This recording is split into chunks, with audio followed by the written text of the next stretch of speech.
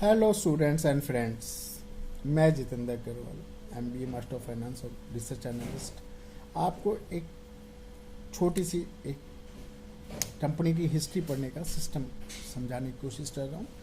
आज हम एक शेयर की बात कर रहे हैं जो कि 2014 में अप्रैल के महीने में हमारे रडार में आया, जिसका उस समय रेट था 31 रुपीज़, जिसका नाम है सेट सॉफ्ट लिमिटेड। उस समय वो मात्र 31 रुपये था और आज उसकी करंट वैल्यू लगभग 1350 रुपये के आसपास है। क्या था ऐसी जर्नी जिसके कारण ये 30 रुपीज़ वाला शेयर मात्र 7 साल के आसपास के पीरियड में इतनी बड़ी रिटर्न दे दी। और ऐसा ये नहीं कि ये इस इक्विटी मार्केट में, शेयर मार्केट में इकलौता ऐसा शेयर है जिसने इतनी बड़ी रिटर्न दी। आपको बहुत सारे शेयर्स मिले रहे जिन्होंने ऐसी जर्नी करी है, जिन्होंने बहुत अच्छे अच्छे रिटर्न्स दिए। और इसके पीछे हमेशा एक लॉजिक होता है, क्योंकि लॉजिक के बिना इतने लंबे समय की रैली, इतने समय अपने आप को सस्टेन करना, अपने लंबे इतने समय तक अपने आप को सही रिजल्ट देना बहुत डिफिकल्ट होता है। हाँ, कई बार फंडामेंटली रीज़न नहीं होते, केवल टेक्निकल रीज़न, क्या स्पेकुलेशन रीज़न से भी मार्केट दौड़ती रहती है। मैं इस बात से एग्री करता हूँ। और हर शेयर के पीछे कहीं ना कहीं एक ऑपरेटर है, कहीं ना कहीं उसे ऑपरेट कोई ना कर रहा है। कई बार प्रमोटर भी हो सकते हैं, कोई बाहर का आउटसाइडर भी हो सकता है, कोई ब्रोकर फर्म्स भी हो सकती है। ये भी फैक्ट्स है। यानी आप किसी भी इक्विटी मार्केट में स्पेकुलेशन को बिल्कुल निगलेक्ट नहीं कर सकते। अब हम बात करते हैं कंपनी की set soft. Basically set soft का ये कंप्यूटर कंपनी है। ये पीछे जो खड़ा है ये मेरा बेटा है। ये भी अब थोड़ा फाइनेंस में इंटरेस्ट लेने के लिए कोशिश कर रहा है कि चलो। तो सेट सॉफ्ट एक कंप्यूटर सॉफ्टवेयर को बिलोंग करने वाली कंपनी है, जो डिजिटल फॉर्मेशन कंपनी है बेसिकली, है ना। इस कंपनी के से पहले हम इसका ग्लोबल डिजिटल फॉर्मेशन के बारे में बात करते हैं कि डिजिटल फॉर्मेशन लगभग 17% एनुअल स्पीड से बढ़ रही है।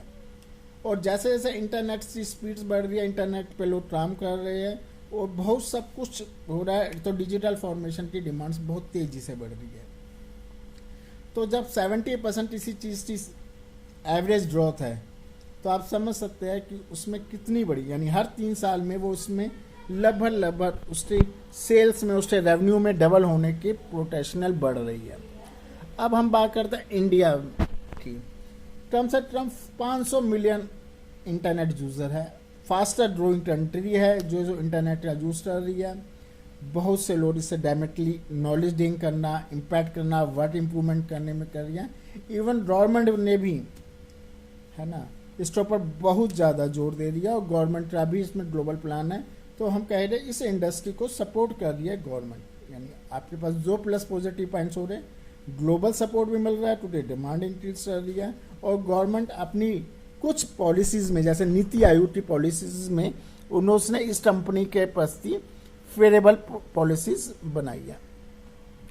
तो जब हमें किसी कंट्री का, किसी सेक्टर का सपोर्ट मिल रहा, उसमें सेक्टर पॉजिटिव हो रहा प्लस गवर्नमेंट पॉलिसीज पॉजिटिव हो रही, वर्ल्ड वाइज सेक्टर पॉजिटिव हो रहा है, तो 3 चीज़ों के बाद हम आगे चलते हैं। वो होता है इस कंपनी में क्या खासियत है कि इस सेक्टर से बहुत सारी कंपनी, हम उसे क्यों ना ले लें। तो सेट सॉफ्ट कंपनी है।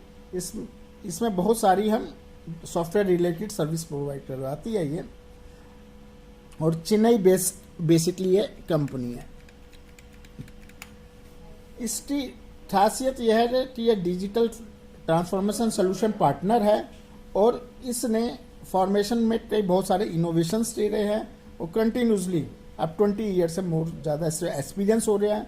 और जो इसके प्रमोटर्स हैं, उसने अपने स्टार्टिंग डेज में एक बहुत बड़ा सॉफ्टवेयर बना के सिटी कॉप को बेचा था, और उस सिटी कॉप के बाद उन्होंने फाइनेंशियल स्टडी करी है यूएसए से, दिल्ली के सेंट स्टीफन से उन्होंने कॉलेजिंग करी है और वेल फाउंडर, वेल एक्सपीरियंस्ड है। यानी टोटल से वो इस इंडस्ट्री को डिवोटेड है।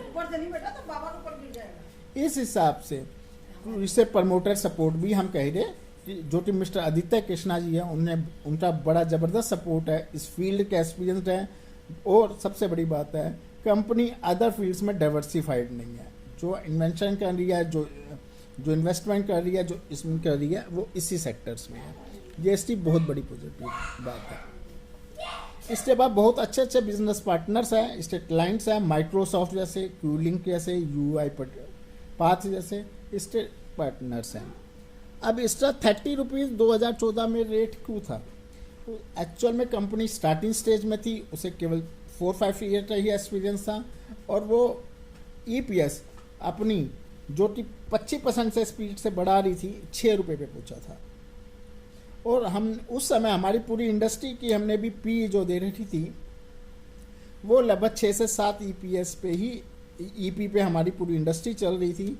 टेक्नोलॉजी के मामले में हम थोड़ा सा इंडस्ट्री को पूरे वर्ल्ड वाइज हम थोड़ा फेयर फैक्टर के साथ ले रहे थे, तो हम उसे बहुत ज़्यादा ग्रोइंग में नहीं ले रहे थे। अब करंट में ये ईपीएस बढ़ के 30% हो रहा है। यदि हम कहते हैं कि कंपनी उस समय के हिसाब से स्टेबल भी रहती, यदि कंपनी में कोई ग्रोन होती, तो अभी ये 180 रुपीज़ के आसपास का शेयर होना चाहिए था, क्योंकि इंडस्ट्री की ग्रो अच्छी है, पीईजी अच्छी है, कंपनी का सीजीआर बहुत बेटर है था। लेकिन कंपनी 25% की ग्रोथ के हिसाब से बढ़ रही थी, तो इस हिसाब से इसकी आज पीई बहुत बेहतरीन हो रही है, और अल्टीमेटली इंडस्ट्री पीई भी बढ़ के 30% हो रही है। इसके हिसाब से भी आज की डेट में इसकी करंट वैल्यू लगभग फेयर वैल्यू 1200-1300 आती है।